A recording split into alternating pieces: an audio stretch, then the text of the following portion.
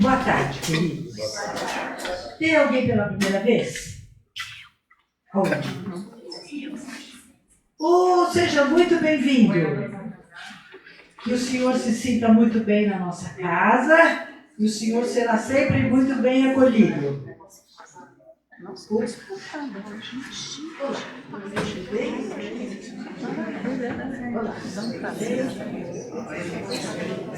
Esperar um pouquinho, né?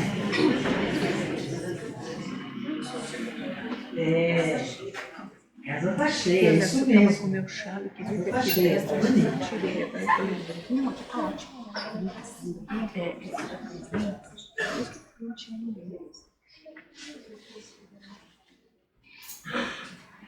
Pronto. Bom, para quem está vindo aqui pela primeira vez, é o seguinte: nós estamos baseando as nossas palestras neste livro que chama-se Fonte Viva. São mensagens enviadas pelo Espírito Emmanuel. E quem psicografou foi o Chico Xavier, Francisco Cândido Xavier. Então, vocês podem imaginar o que nós temos aqui de conteúdo. É uma obra maravilhosa. E a lição de hoje é a lição de número 113. E ela diz assim: busquemos o melhor. Vamos ver se alguém sente alguma coisa na hora que eu ler essa mensagem aqui. Por que reparas o argueiro no olho de teu irmão? Jesus, Mateus capítulo 7, versículo 3. Alguém se identificou um pouquinho, alguma coisa? Eu não. Eu não reparo nada. Eu não olho, eu sou discretíssima. Então essa lição não é para mim. É para vocês. E a pergunta do mestre ainda agora é clara e oportuna. Quanto tempo a gente sabe disso? E há quanto tempo a gente comete a mesma coisa?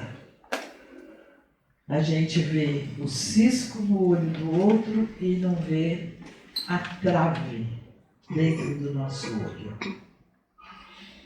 É mais fácil, né? Ver o defeito do outro do que o ver da gente, né? Imagina, imagina. Quem diz que eu tenho defeito? Mas isso é um problema muito sério. Por quê? Muitas das vezes que a gente vê o argueiro, o cisco no olho do outro, nós esquecemos de ver as qualidades da pessoa. E todos nós temos qualidades. Então, o que essa lição da essência ela nos diz?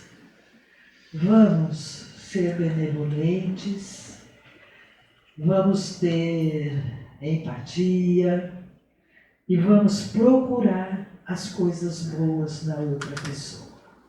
Isso não significa que nós não devemos também prestar atenção e verificar algum defeito do próximo. E aí, tomarmos cuidado, examinarmos o que está acontecendo. Mas a gente normalmente só vê o defeito. E é uma pena, porque ninguém é perfeito. E todo mundo tem o seu talento. Por exemplo, um exemplo que a Verinha me passou e que eu achei bem legal, o próprio CRE. Quantas pessoas trabalham aqui no CRE? Eu, por exemplo, não teria o melhor talento para fazer a sopa. Eu na cozinha eu sou péssima. Mas em algumas outras coisas eu quero galho. E me deram a chance. E eu estou podendo trabalhar.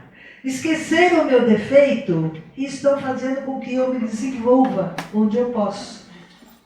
As meninas do bazar, o trabalho que elas fazem, nem todos nós teríamos essa paciência, essa resiliência de ficar lá trabalhando, que é uma coisa pesada. E elas estão lá fazendo um trabalho maravilhoso que ajuda muito a casa. Fazendo abertura, ligando o microfone, ligando o ar-condicionado, eu não saberia. E ela está resolvendo.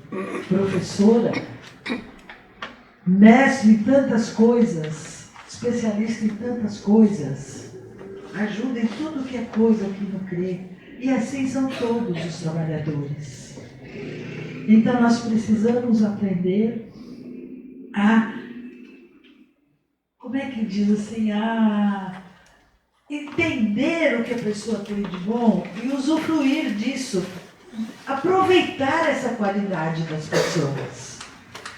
Aí ela diz assim, um outro exemplo que a Verinha também deu, o fotógrafo. O que ele faz? O que ele procura? O melhor ângulo para a foto. Isso é perfeito. Eu achei esse exemplo fantástico. O fotógrafo não faz qualquer coisa, ele procura o melhor ângulo. Então é o que nós precisamos fazer em relação ao nosso próximo. Deixa eu ver aqui. Vocês sabem que eu tenho uma tendência a querer ler a lição inteira, né? Porque ela é fantástica. A gente fica com pena de perder alguma frase. Mas... exemplo de Emmanuel. Ele fala dos nódulos da madeira que não impedem a obra do artífice. Gente, quantas coisas, árvores maravilhosas que a gente vê, tem aqueles nódulos que para uma pessoa mais assim, desapercebida, tal, que não presta atenção, não vê a beleza daquilo. E ele vai lá e ele projeta as coisas, usa aquelas madeiras. A gente vê até na rua esse pessoal que vende aquelas bandejas, tal, de madeira. Você olha assim e você fala, nossa, em vez da gente falar, nossa, que nódulo feio, a gente fala, nossa, que cor bonita.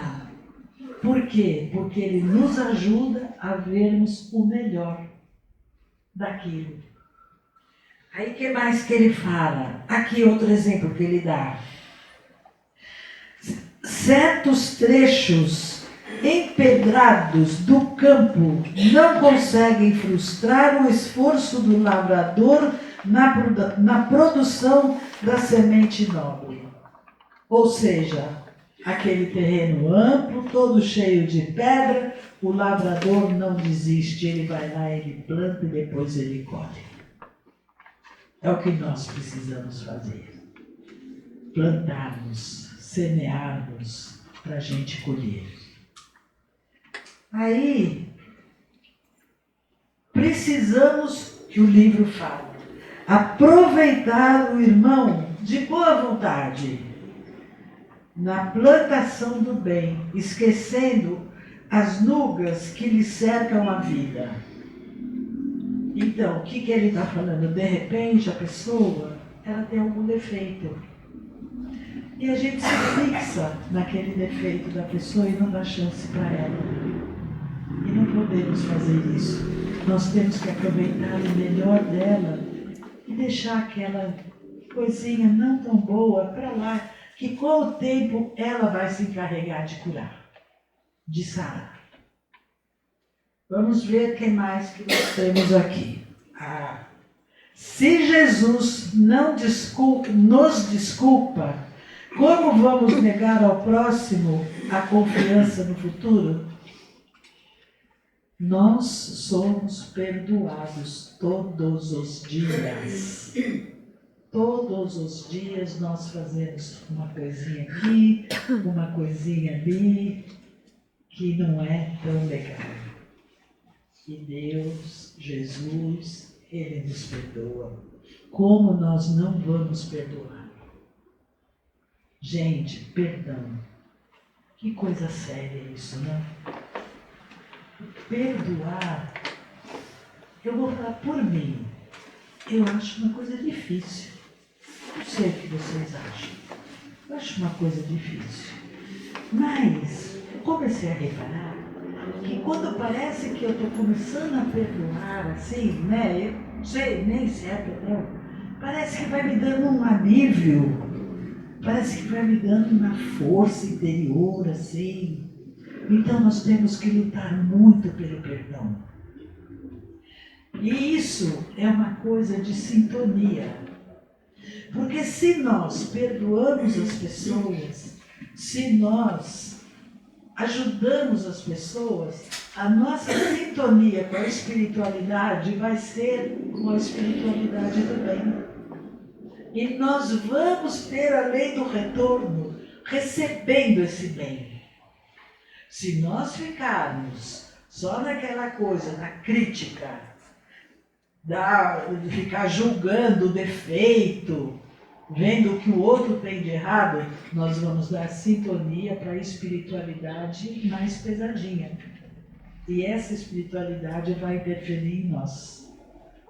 Então nós precisamos tomar muito cuidado com o que nós pensamos e o que nós fazemos. Vamos nos dedicar à tarefa que Jesus nos reservou, trabalhando no bem e na luz. É isso. Porque dependendo do que nós sentimos, é o que nós vamos receber.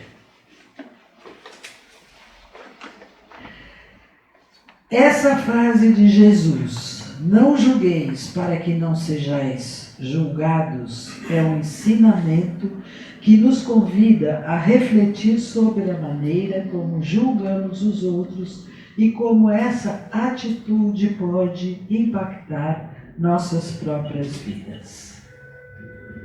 Não significa que devemos ser ingênuos ou tolerar o mal, mas sim que devemos ter cuidado com a hipocrisia e a severidade nos nossos julgamentos. Isso é forte, né? Acho que eu vou repetir, né? Vamos ver. Não significa que devemos ser ingênuos ou tolerar o mal, mas sim que devemos ter cuidado com a hipocrisia e a severidade dos nossos julgamentos. Então vamos prestar muita atenção de como a gente está tratando o próximo, o que a gente está vendo no próximo, o que a gente está fazendo. Eu acho essa lição tão importante que eu vou dar uma ideia para vocês, se vocês quiserem e puderem. Levem essa mensagem para a família. Comentem com a família essa história de como julgar. Comentem com a família. Isso é muito importante. E se a gente conseguir fazer mais uma pessoa entender, já estamos no lucro. Já estamos amealhando mais pessoas para a sintonia do bem. E quando a sintonia está bem, não somos só nós que recebemos o bem, é o planeta. E é o que nós estamos precisando no nosso planeta hoje em dia. Que todos sintonizem o bem.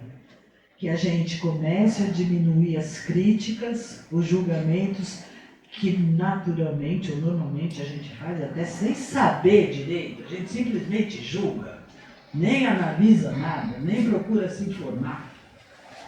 Então vamos tentar fazer isso.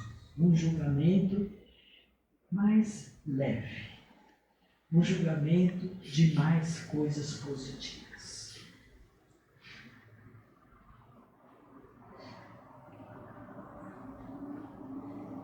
E sabe o quê? Eu já falei tudo que estava escrito aqui. Gente, acho que eu consegui. Olha só que maravilha. Eu consegui. Meninos, meninas, não me julguem.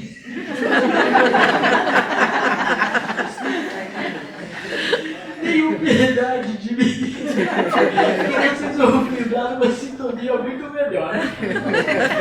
Queridos, fiquem com Deus, que Deus nos abençoe, que Deus, eu acho que eu devo estar vermelho, eu falei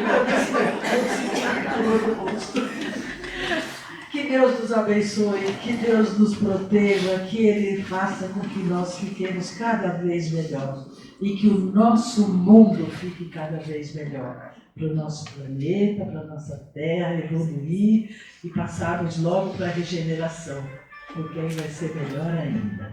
Tá bom, queridos? Fiquem com Deus e agora vamos nos preparar para a prece final. Um beijo para vocês.